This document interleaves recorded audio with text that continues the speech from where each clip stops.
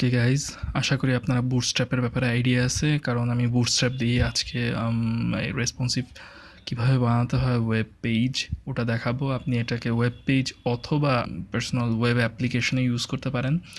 এখানে আমি বুটস্ট্র্যাপের web version use করব, বাট আপনি চাইলে লোকালি এটাকে ডাউনলোড করে নিতে পারেন।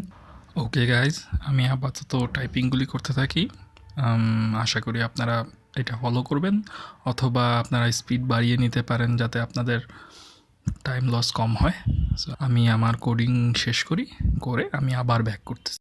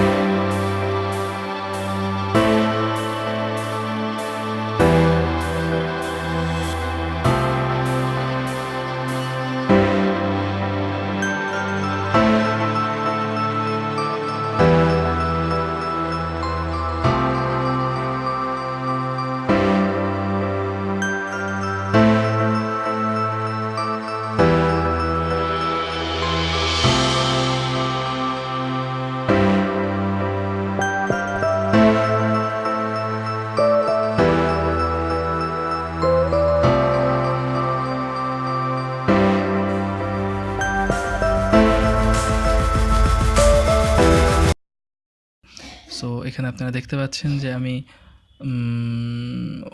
ওয়েবের লিঙ্কগুলি অ্যাড করে নিয়েছি। সো আপনারা চাইলে এইভাবে অ্যাড করে নিতে পারেন, অথবা আপনাদের পছন্দ মতো যেভাবেই হোক। সো সেকেন্ডলি আমি এখানে একটা কন্টেইনার অ্যাড করেছি।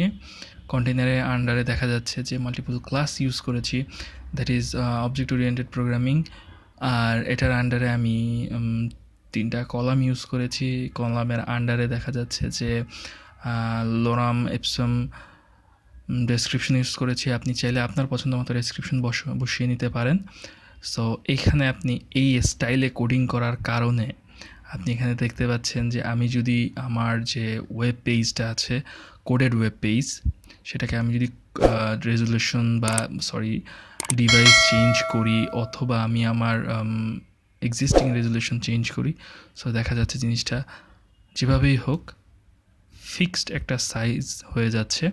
এবং এটাকে আমি যখনই বাড়াচ্ছি তখনই দেখা যাচ্ছে যে এটাকে অনেকটা, যেটাকে বলে যে পানির পাত্রের মতো, পানিকে যদি আমরা কোনো একটা পাত্রে রাখি, ওটার যেই পজিশনিং হয় এখানে ঠিক সেম পজিশনিংটা হচ্ছে।